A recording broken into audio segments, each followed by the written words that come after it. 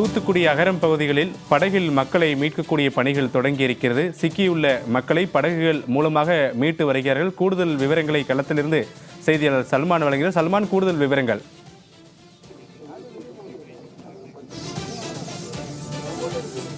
தூத்துக்குடி மாவட்டத்தில் பெய்த தொடர் கனமழையால் பிரதானமாக இருக்கக்கூடிய முரப்பநாடு, அகரம் உள்ளிட்ட பல்வேறு பகுதிகளிலும் முழுவதுமாக வெள்ள நீரில் மூழ்கியது. அந்த பகுதியில் உள்ள 1000க்கும் மேற்பட்ட குடியிருப்புகள், அதே போன்ற 2000 ஏக்கருக்கு மேலான விவசாய பகுதிகள் முழுமையாக மூழ்கியதோடு கால்நடைகளும் உயிருடன் இந்த பகுதிக்கு அடித்து வரப்பட்டுள்ளன. இந்த நிலையில்தான் இந்த பகுதியிலிருந்து நாம் ஏற்கனவே காலை முதலாக தொடர்ச்சியாக நேரலை கொடுத்து கொண்டிருந்தோம். இந்த பகுதியில் உள்ள பொதுமக்களை, இந்த வெள்ளத்தில் சிக்கியுள்ள பொதுமக்களை மீட்பதற்கான நடவடிக்கைகளை அரசு உடனடியாக மேற்கொள்ள வேண்டும் என இந்த நிலையில் தான் தற்பொழுது அந்த மீட்பு பணிகளானது தொடர்ந்து நடைபெற்று வருகிறது. இயந்திர படகுகள் மூலமாக ஒவ்வொரு பகுதிகளுக்கும், அந்த குடியிருப்பு பகுதிகளுக்குள் அவர்கள் நாகர்கோவில் மற்றும் கன்னியாகுமரி பகுதியிலிருந்து பிரத்யேகமாக வரவழைக்கப்பட்டு இருக்கக்கூடிய அந்த மீனவர்கள் படகுகளை பயன்படுத்தி ஒவ்வொரு பகுதிகளுக்கும் சென்று அங்கு சிக்கியுள்ள பொதுமக்களையும் மீட்டு வருகிறார்கள். அதே போன்று இந்த பகுதி என்பது அகரம் பகுதி நம்ம பார்த்து கொண்டிருக்கிறோம். முழுவதுமாக ஒரு கடல் போல காட்சியளிக்கக்கூடிய பகுதியாக தான் இருக்கக்கூடியது. இந்த பகுதியில் எல்லாமே முழுமையாக விவசாயம், இந்த பகுதியில் வாழை பயிரிடப்பட்ட பகுதி, இந்த பகுதியில் குடியிருப்புகள், குடிசை போன்ற பகுதிகள் கூட இருந்திருக்கிறது. அது எல்லாமே முழுமையாக மூழ்கி இருக்கக்கூடிய ஒரு பகுதியாக தான் காணப்படுகிறது. ஒவ்வொரு தென்னை மரமும் முழுமையாக மூழ்கி, வாழை மரங்கள் முழுமையாக மூழ்கி இருக்கக்கூடிய பகுதிகளில் தான் தற்பொழுது இந்த படகானது சென்று கொண்டிருக்கிறது. இந்த அகரம், அதே போன்று நம் ஒரப்பநாடு உள்ளிட்ட பகுதிகளில் முழுமைக்குமாகவே 600க்கும் மேற்பட்ட குடியிருப்புகள் தொடர்ச்சியாக அவர்களால் தொடர்பு கொள்ள முடியாத அளவிற்காக தான் இருந்து வந்தார்கள். இந்த நிலையில்தான் தற்பொழுது இந்த பகுதியில் ஒரு 5க்கும் மேற்பட்ட படகுகள் மீட்பு பணிகளில் ஈடுபட்டு வருகிறார்கள். இந்த பகுதியை பொறுத்த மட்டிலும் அந்த அகரம் முழுமையாக மூழ்கிய நிலையில் ஒரு 40க்கும் மேற்பட்ட ஆடு, மாடுகள் உள்ளிட்டவைகள் கூட முழுமையாக இதில் மூழ்கி இருப்பதாக அந்த மீட்பு பணியில் ஈடுபட்டவர்கள் தெரிவிக்கிறார்கள். நீங்க இப்ப நேரடியாக இந்த பார்த்தீங்கல்ல, என்ன மாதிரியான உள்ள பொதுமக்கள் இருக்கிறாங்க, என்ன கால்நடைகள்லாம் இறந்து கிடக்குது? இது ஆடு, மாடு இந்த மாதிரிப்பட்ட கால்நடைகள் நாங்கள் முதல்ல இங்கே வரும்போது நல்ல ஒரு சிக்கிய நிலைமையில் இருந்து, அது மட்டும் இல்லை பொதுமக்கள் நிறைய பேர் ஹாஸ்பிட்டலு, அப்புறம் கடைகளுக்கு போக முடியாமல், சாப்பிட முடியாமல் இருந்தாங்க. இப்போ என்னன்னா, நாங்கள் இந்த படகை கொண்டு வந்து முதல் இதாட்டு ஆட்களுக்கு சாப்பாடு ரொம்ப சிக்கிய நிலைமையில் இருக்கவங்களுக்கு எல்லாம் சாப்பாடு வாங்கி கொடுத்தோம். இந்த ஆடு, மாடு ரொம்ப எங்களால் முடிஞ்ச அளவுக்கு இதை காப்பாற்ற முடியுமோ அந்த மாதிரி உள்ளதை நாங்கள் வந்து கொஞ்சம் தண்ணியை விட்டு அப்புறப்படுத்தி வச்சிருக்கோம். இருந்தாலும் இப்போ அந்த காட்சியை பார்க்க நம்ம போயிட்டு இருக்கோம். இன்னும் கொஞ்ச நேரத்தில் எந்த மாதிரி இதில் இருக்குது காப்பாற்றிருக்கோம். இருந்தாலும் ஏகப்பட்ட கால்நடைகள் வந்து காப்பாற்ற முடியாத பரிதாப நிலைமையில போயிட்டு அது இப்போ எதுவும் பண்ண முடியாது. இருந்தாலும் இதுக்கு மேலே இந்த மக்களுக்கு எந்த ஒரு இது மறாத அளவில் நாங்கள் படகு ஒரு கிட்டத்தட்ட 5 பேருக்கு கிட்ட படகுல இங்கே பண்ணிட்டு இருக்கோம். யாருக்கு என்ன தேவையானாலும் உடனே தகவல் தர அளவில் செயல்பாடுகள் நடந்துட்டு இருக்கு. இப்போ நீங்க எந்த பகுதியிலேருந்து வந்திருக்கீங்க? மொத்தம் எத்தனை பேர் வந்திருக்கிறீங்க? இது மாதிரியான எந்தெந்த பகுதிகளுக்கெல்லாம் மீட்பு பண்ணிக்கு போயிருக்கீங்க? இப்போ கன்னியாகுமரி மாவட்டத்திலேருந்து நாங்கள் வந்திருக்கோம். இப்போ கன்னியாகுமரியிலேருந்து தான் சில போனால் இங்கே மொத்தம் வந்திருக்காங்க. இந்த கன்னியாகுமரி, இந்த திருநெல்வேலி, இந்த அகரம் பகுதி இதை தாண்டி போக முடியலையா இருக்கு. ஏன்னா அந்த அளவுக்கு தண்ணிகள் கடந்த நிலைமையில் இந்த பைபாஸ் ரோடெல்லாம் வந்து பிளாக் ஆகிருந்து. இப்போ கன்னியாகுமரியில் மட்டும்தான் கிட்டத்தட்ட ஒரு 100 பேருக்கு மேற்பட்டவர்கள் இதில் மொத்தமாக வந்திருக்காங்க. மொத்தமாக வந்து இந்த அகரம் பகுதியில் ஒரு 5 பேர், அப்புறம் வேப்பநாடு இது அங்கங்கேயா ஒரு 10 பேர், 5 பேர், அந்த சிச்சுவேஷனை பொறுத்து அங்கங்கேயா ஆட்களை மாற்றி விடப்பட்டிருக்கு. இப்போ அவங்க அதில் நாங்கள் இங்கே ஒரு 5 பேர் வந்திருக்கோம். இப்போ நாங்கள் இந்த பொதுமக்களை தேவையான ஒரு இதெல்லாம் அரசு விதிமுறைப்படி நாங்கள் பண்ணிட்டு இருக்கோம். இப்போ அவங்க ஒவ்வொருத்தருக்கும் நாங்கள் தகவல் கேட்டுட்டு இருக்கோம். அவங்களும் இந்த மாதிரி பண்ணிட்டு இருக்கோம். யாருக்காவது அவசரமாட்டு தகவல் கொடுக்கணும்னாலும் இந்த மாதிரி இந்த போட்டில் வள்ளங்கள் செல்லியவங்க நாங்கள் பண்ணி தரோம் அப்படின்னு உள்ள இதில் சொல்லிட்டு இருக்கோம். இப்போ காலையில் சாப்பாடுகள் எல்லாம் வேண்டி கொடுத்துருக்கோம். மத்தியானம் கரெக்டாக ஒப்படைச்சிருக்கோம். அப்படி உள்ள நிலைமையில நாங்கள் வந்து கன்னியாகுமரியிலேருந்து எங்களுக்கு இங்கே வந்து ஒரு 2 நாள் ஆகுது. நாங்கள் வந்து இந்த தண்ணி ஏறிய டைம்லேயே மக்களை எல்லாம் அழிஞ்சு வாரதெல்லாம் அப்படியே வெளியெடுத்து மக்களை வந்து காப்பாற்றிட்டு இருக்கோம். இப்போ நீங்கள் மீட்கக்கூடிய மக்கள் எத்தனை நாளாக அவங்க இருக்கிறாங்க? அவங்களுக்கு சாப்பாடுலாம் இருந்துச்சு எதுவும் உங்கள்கிட்ட சொன்னாங்களே?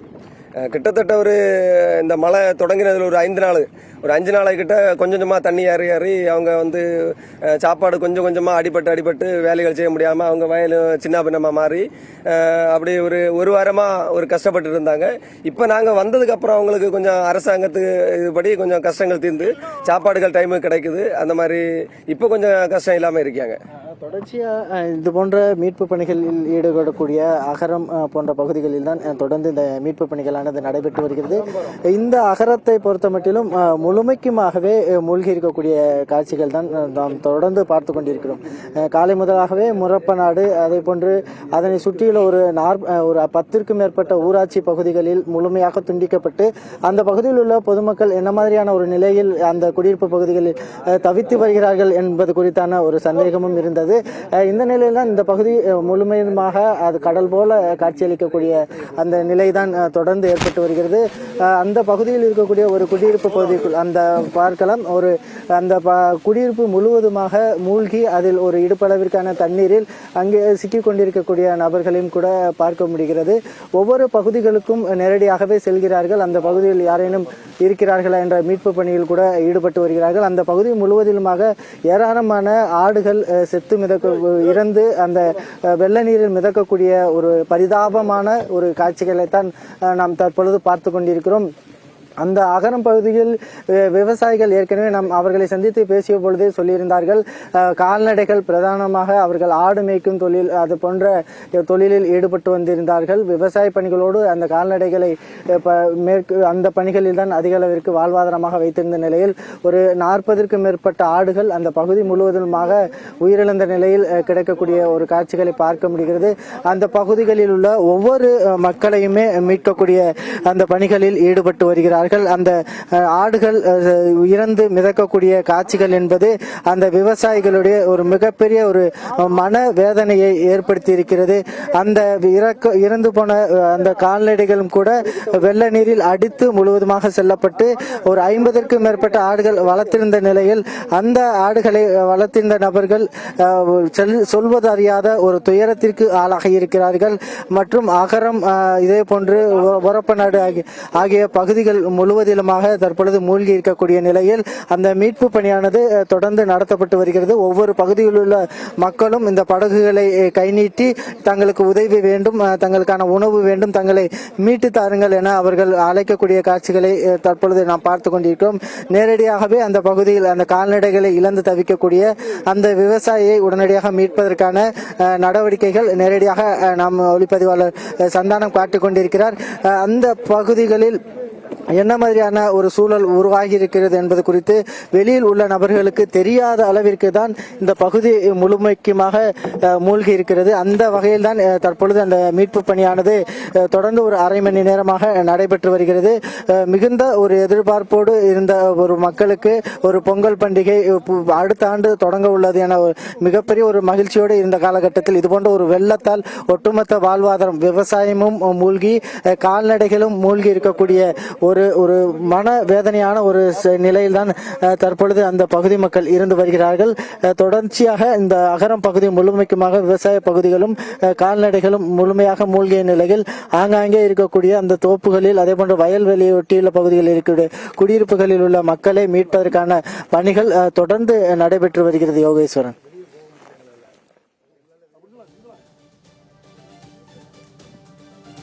சல்மான், இந்த குறிப்பிட்ட அகரம் உள்ளிட்ட இதனை சுற்றியுள்ள எத்தனை கிராமங்கள் இதே போல பாதிப்படைந்திருக்கிறது? காரணம், நீங்கள் காட்டிக் கொண்டிருக்கக்கூடிய இந்த காட்சிகள் என்பது ஒரு குறிப்பிட்ட நகரமே முழுவதும் மூழ்கியிருப்பது போலதான் காட்சிகளாக இருக்கிறது. முழுவதும் கடலுக்குள் ஒரு வாழை தோப்புகளும் மரங்களும் இருந்தால் எப்படி இருக்குமோ அதே போன்ற ஒரு காட்சிகளை தான் பார்க்க முடிகிறது. இவ்வளவு மிகப்பெரிய பாதிப்புகளாக நம்மால் உணர முடிகிறது. எத்தனை கிராம மக்கள் உள்ளே சிக்கி இருக்கிறார்கள்? இதுவரை எவ்வளவு பேர் மீட்கப்பட்டிருப்பார்கள்? இன்னும் எவ்வளவு பேர் உள்ளே இருக்கிறார்கள்? இது குறித்தான தகவல்கள் ஏதும் கூறியிருக்கிறார்களா?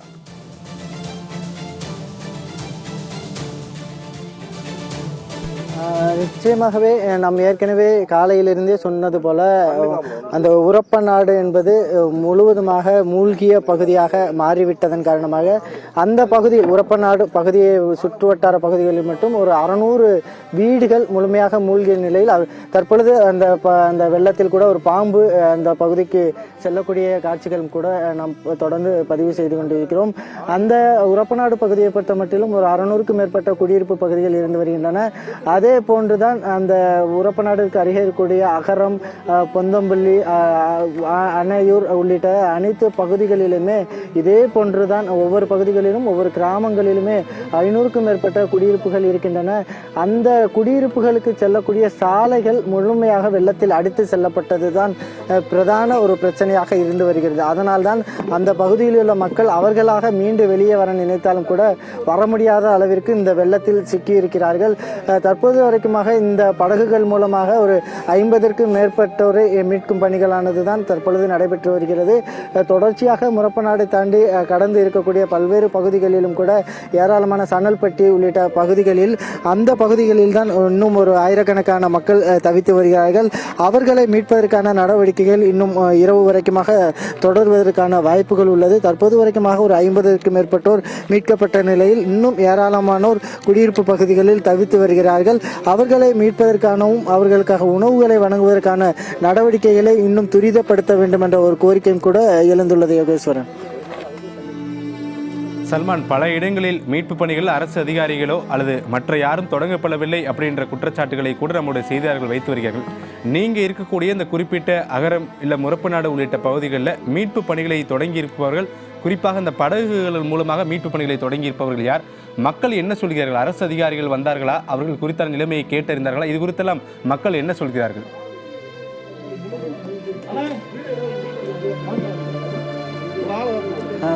நிச்சயமாக நாம் அந்த பகுதியை இப்போ தொடர்ந்து பார்த்து வந்தோம். தொடர்ந்து அந்த அகரம் பகுதிகளில் மீட்பு பணிகள் நடைபெற்றாலும் கூட அந்த உரப்பநாடு பகுதிகளில் தான் அதிக அளவிற்காக பாதிப்பு ஏற்பட்டிருக்கிறது. தொடர்ந்து கன்னியாகுமரி மாவட்டத்தில் இருந்து வந்திருக்கக்கூடிய மீனவர்கள் இதுபோன்ற அரசு வேண்டுகோளுக்கிணங்க தான் அவர்கள் இந்த மீட்பு பணியில் ஈடுபட்டு வருகிறார்கள். நேற்று நள்ளிரவு முதலாகவே அவர்கள் காத்திருக்கக்கூடிய நிலையில் தான் இந்த மீட்பு பணிகளை தற்பொழுது தொடங்கியுள்ளார்கள். தொடர்ச்சியாக மழை பெய்து வந்ததன் காரணமாக அவர்களை காலை முதலாக மீட்பு பணியை தொடங்காமல் தற்பொழுதுதான் தொடங்கியிருக்கார்கள். ஏனென்றால் நள்ளிரவிலும் இந்த மீட்பு பணிகளை மேற்கொள்ள முடியாது. ஏனென்றால் முழுவதும் மின்சாரம் இல்லாத ஒரு நிலை காணப்படுகிறது. தற்பொழுது அந்த பகுதியில் உள்ள ஒரு பொதுமக்களை அந்த விவசாயத்துறை அந்த பகுதியிலிருந்து அந்த படகில் வந்திருக்கக்கூடிய மீனவர்கள் அவரை கையை தூக்கிவிட்டு பத்திரமாக மீட்கக்கூடிய காட்சிகளையும் கூட பார்க்க முடிகிறது. கடந்த 2 நாட்களாக இந்த மழை வெள்ளத்தில் அவர் சிக்கியிருந்த நிலையில் தான் அவரை மீட்பதற்கான பணிகளும் தற்பொழுது தொடங்கியுள்ளது. அவருடைய தவிப்பு அந்த படகில் ஏறும் பொழுது தெரிகிறது. இந்த நிலையில் தான் தொடர்ந்து ஒரு மீட்கக்கூடிய ஒரு அபாயகரமான ஒரு பகுதியில் தான் அவர் இருந்து வந்துள்ளார். அந்த அளவிற்காக தொடர்ந்து ஒரு நிலை நீடித்து வந்தது தான் நம்மால் நேரடியாகவே பார்க்க முடிகிறது. தொடர்ச்சியாக இந்த மீட்பு பணிகளை பொறுத்த மட்டிலும் மீனவர்கள் மிகுந்த ஒரு ஆர்வத்தோடு ஒவ்வொரு பகுதியில் உள்ள அந்த வெள்ளத்தில் சிக்கியுள்ள மக்களை எப்படியாவது மீட்டுவிட வேண்டும், அதே போன்று கால்நடைகள் ஏதேனும் உயிருடன் இருந்தால் அதை எப்படியாவது அவர்கள் மீட்டுவிட வேண்டும் என்ற ஒரு எண்ணத்தோடு அந்த மீட்பு பணிகளில் தொடர்ந்து ஈடுபட்டு வருகிறார்கள். ஒவ்வொரு அகரம் உள்ளிட்ட பல்வேறு பகுதிகளிலும் இதே போன்ற ஒரு மீட்பு பணிகள் தொடர்ந்து வந்தாலும் கூட உரப்பநாடு பகுதிகளில் அவர்கள் அந்த மக்களுக்கு தேவையான கூடுதலான உணவுகளை வழங்க வேண்டும் என்ற ஒரு கோரிக்கையும் தொடர்ச்சியாக இருந்து வருகிறது. இப்போ நீங்க எவ்வளவு நேரமான இந்த பகுதியில் இருந்திருக்கீங்க? சாப்பாடுலாம் கிடைச்சா என்ன கஷ்டப்பட்டு? 2 நாளா நாங்க இங்கே தான் இருக்குது. வெள்ள வரங்கிற எச்சரிக்கை கரண்ட் வந்து கட் ஆயிடுச்சு. கட் ஆனது ஊர்ல உள்ள பிரசிடண்டோ, எம்எல்ஏ, கவுன்சிலர், தலைவர் யாருமே வந்து எந்த ஒரு தகவலுமே எதுவுமே சொல்லல. இந்த மாதிரி வெள்ளம் வரும் திருதுப்புன்னு வந்துருச்சு. என்னோட மாடு ஒரு 4 மாடு, குட்டி ஒரு 60 குட்டி எல்லாமே இழுத்துட்டு போயிடுச்சு. இன்னும் ஒரு 7 மாடு மட்டும்தான் என்னால் காப்பாற்ற முடிஞ்சது. பசங்க, என்னோட பையன், வீட்டம்மா எல்லாருமே கொண்டு ஊருக்குள்ள ஒரு வீடு இருக்கு அங்கே கொண்டு விட்டுட்டேன். 2 நாய் இதில் மாட்டிக்கிட்டு அதுக்கு சாப்பாடு வைக்கிறதுக்காண்டி நான் இப்போ வந்தேன். நீங்க உங்களோட கால்நடைகள்லாம் போனதுக்கு அப்புறமும் அந்த நீங்க வளர்க்குற அந்த நாயை காப்பாற்றி இப்போ நம்ம மெனக்கிட்டு பாம்புலாம் வந்துச்சு. அதெல்லாம் தாண்டி தான் நாங்கள் இந்த நாய்க்காண்டி பிள்ளை வளர்த்த மாதிரி வளர்த்துருங்க. அதை விட்டு போக மனசு இல்லை. அது கடையில் போய் மெனக்கிட்டு சாப்பாடு வாங்கிட்டு இங்கே சாப்பாடு யாருமே கொண்டு வர மாட்டேங்காங்க. குட்டி எங்க உள்ள இருக்குது. உங்க கண்ணு முன்னால நீங்க வளர்த்த எல்லாமே இதாகி போயிடுச்சு. அது எப்படி அது ரொம்ப நான் 2 நாளா சாப்பிடலன்னோம், தண்ணி கூட குடிக்கல. ரொம்ப ஏக்கத்துல தான், ரொம்ப மனம் நொந்து நூலாகி தான் இருந்தது. ரொம்ப கஷ்டப்பட்டு விவசாயம் பண்ணி தான் ஒன்று ஒன்றா விலை கொடுத்து வாங்கினது. எல்லாமே அழிஞ்சிருச்சு. என்ன பண்ணணும்னு தெரியல. அரசு என்ன மாதிரி நிவாரணம் எதிர்பார்க்குறீங்க நீங்க? ஏதாட்டும் இதுக்கு ஒரு முடிவு அவங்க தான் சொல்லணும். ரொம்ப இப்போ இனிமேல் இழக்கிறதுக்கு ஒன்றும் இல்லை. எல்லாத்தையும் போட்ட கையிலேருந்து விவசாயம் பண்ணி இந்த வயல் ஃபுல்லாமே நெல் முளைச்சிருக்குது. இப்போ விதைச்சிருக்கேன், இதுவும் ஃபுல்லாக முங்கிருச்சு. விவசாயமும் இப்போ ரொம்ப 2-3 ஏக்கருக்கு மேலே எல்லாமே அழிஞ்சிருச்சு. நீ என்ன பண்ணுன்னு எனக்கு தெரியல, என்ன சொல்லன்னு தெரியல. ஃபுல்லாமே அழிஞ்சிருச்சு. இன்னும் என்ன சூசைட் தான் அட்டன் பண்ணுங்கிற நிலைமையில வந்து இப்போ அந்த நிலைமையில கொண்டு இருக்கிறேன். ஏன்னா அது வெள்ளம் வருதுங்கிறத ஏதாட்டும் ஒரு தகவலாட்டு சொல்லணும். எதுவுமே யாருமே சொல்லல. போன் வந்து நியூஸ்ல நிறைய நம்பர்லாம் கொடுக்குறாங்க. செல்ல சார்ஜ் இருக்கிறத வச்சு அந்த மொபைல் நம்பருக்குலாம் கால் பண்றோம். எதுவுமே செய்யல. எந்த ஒரு ஹெல்ப்புமே 2 நாளா நான் வச்சுட்டு வரும்போது தண்ணி ஃபுல்லா மேலே ஏறிடுச்சு, இழுத்து போகுது. என்ன பண்ணுன்னு தெரியல. மாடு பூரா செத்து கிடக்கு. ஆட்டுக்குட்டி வந்து பார்த்தேன், பாருங்க. வளர்த்த குட்டியில பூரா எப்படி செத்து கிடக்குன்னு வந்து பாருங்க. எனக்கு அதை திரும்பி பாக்குறதுக்கு மனசு இல்லை. அது பெரியப்பா வளர்த்த குட்டி, அது எனக்குள்ள குட்டி போயிருச்சு. மாடு இப்போ செத்த மாடு எங்க கிடக்குங்கிறதுக்கும் கூட தெரியல. நிச்சயமா இந்த விவசாயி நேரடியாகவே நாம் அவருடைய மீட்கப்பட்ட அந்த விவசாயிடம் கேட்டோம். அந்த பகுதியில் தான் ஒரு 80க்கும் மேற்பட்ட ஆடுகள், அதே போன்று மாடுகளை வளர்த்து வந்துள்ளார். அவர் கண் முன்பாக ஒரு 40க்கும் மேற்பட்ட ஆடுகள் முழுவதுமாக அடித்து செல்லப்பட்டு அது உயிரிழந்திருக்கிறது. அந்த உயிரிழந்த ஆடுகளை அதே பகுதியில் உள்ள கொட்டாரத்தில் அவர் போட்டு வைத்திருக்கிறார். அதே போன்று மாடுகளும் கூட ஒரு 7 மாடுகள் தான் அவரால் மீட்கப்பட்டுள்ளது. இந்த பகுதி நாம் வந்து கொண்டிருக்கிறது 6 போன்ற இருக்கக்கூடிய பகுதி என்பது அவருடைய விவசாயம் செய்த நெல் பயிர்கள் பயிரிட்ட ஒரு பகுதி தான். இந்த பகுதியில் முழுவதுமாக வெள்ள நீரானது மூழ்கி இருக்கிறது. அப்படியாக ஒரு மனவேதனையான இருக்கக்கூடிய நிலையில்தான் அந்த விவசாயிகள் அந்த பகுதியில் இருந்து தற்பொழுது மீட்கப்பட்டிருக்கிறார். அவருடைய இரக்க குணத்திற்கு ஒரு எடுத்துக்காட்டாக தான் அவர் வளர்த்த நாய் இது போன்ற இந்த 2 நாட்களாக உணவு இல்லாமல் இருந்திருக்கிறதை தவிர்த்து இந்த கடுமையான வெள்ளத்திலும் கூட அவர் மிதந்து வந்து தனது உயிரை பொருட்படுத்தாமல் மிதந்து வந்து அவற்றிற்கான உணவுகளையும் கூட வழங்கியிருக்கிறார். ஏற்கனவே அவருடைய கால்நடைகள் எல்லாம் இழந்து தவிக்கக்கூடிய நிலையில் அரசு உரிய உதவி செய்ய வேண்டும். அவருடைய வேதனையும் நம்மிடம் வெளிப்படையாகவே கூறியிருந்தார். 2 நாட்களாக அவர் அந்த பகுதியில் தவித்த நிலையில் ஒரு உணவிற்கான எந்த ஒரு ஏற்பாடுகளும் கூட செய்யப்படவில்லை என்பதுதான் அவருடைய பிரதான குற்றச்சாட்டாக இருந்தது. ஏற்கனவே இது போன்ற வெள்ள அபாய எச்சரிக்கை விடுக்கப்பட்ட நிலையில் முழுவதுமாக தகவல் தொடர்பு துண்டிக்கப்பட்ட பொழுது இது போன்ற அபாய எச்சரிக்கை விடுத்தார்கள். அது அந்த பொதுமக்களை கொண்டு போய் சேர்த்ததா என்பது குறித்து தான் மிகப்பெரிய ஒரு கேள்வியாக இருக்கிறது. பாதிக்கப்பட்டவருடைய வார்த்தைகள் வலிநிறைந்த பெரும் துயரமாக இருக்கிறது. காட்சிகளை காட்சிப்படுத்தியமைக்கு நன்றி சல்மான்.